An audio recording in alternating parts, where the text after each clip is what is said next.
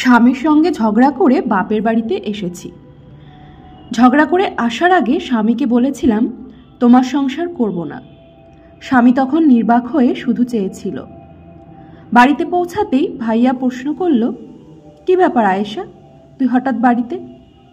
কেন, আমি কি আসতে পারি না, নাকি আসা নিষেধ? না, তা বলিনি।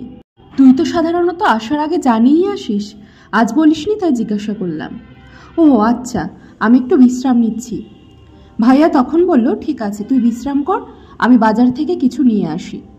এমন মুহূর্তে ভাবি বলে উঠল, বাহ, দরদ দেখে উতলে পড়ছে বোনের জন্য।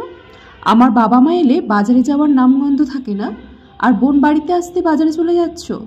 বলছি, পকেটে টাকা আছে তো, নাকি বাচ্চার স্কুলের টাকা নিয়ে যাচ্ছ? ভাবির এমন কথায় ভাইয়া বলল, আরে এমন করে বলছো কেন, বুঝলাম না। তোমাকে বাজারে যেতে হবে না, বাসায় যা আছে আয়েশা সেইটাই খাবে, ওই টাকাটা নষ্ট করো না।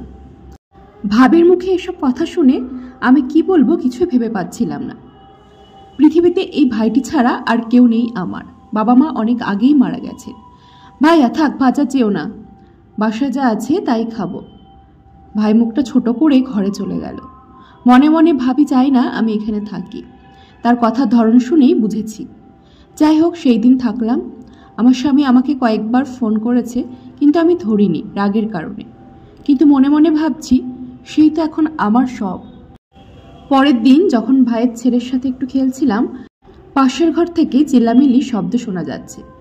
আমি একটু সামনে গেলাম আর ভাবির কথাগুলো শুনতে পেলাম। মনে হয় আমাকে শুনিয়েই বলেছে। আর ভাইয়া চুপ করো বলেই যাচ্ছে। ভাই, আমার বোনের আমি ছাড়া আর কেউ নেই, দুদিনের জন্য এসেছে, একটু ভালো ব্যবহার তো করতেই পারো।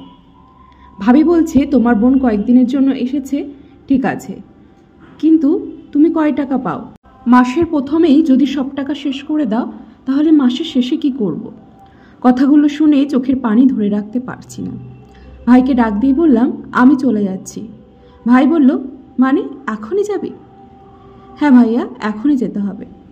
আচ্ছা ভাবি, ভালো থাকবেন, সময় পেলে আমার বাড়িতে ঘুরতে আসবেন। আচ্ছা। এরপর আর একটাও কথা না বলে সোজা স্বামীর বাড়িতে চলে এলাম। স্বামী আমাকে দেখে মিটমিট করে হাসছে। হাসার কিচ্ছু নেই, ভালোবাসি বলেই ফিরে এলাম। হ্যাঁ জানি। শোনো, তুমি রান্না বসাও, আমি বাজার থেকে কেনাকাটা করে আসছি। আসলেই বিয়ের পর যদি সুখের কোনো স্থান থাকে, সেটা স্বামীর বাড়ি। স্বামীর বাড়ি থেকে ঝগড়া করে একবার নিজের বাবার বাড়িতে যান, বাস্তবতা বুঝবেন। কে আপন আর কে পর তা স্পষ্ট হয়ে যায়। স্বামী ভালো বা খারাপ হোক না কেন, দিন শেষে আপনার কাছেই ফিরবে।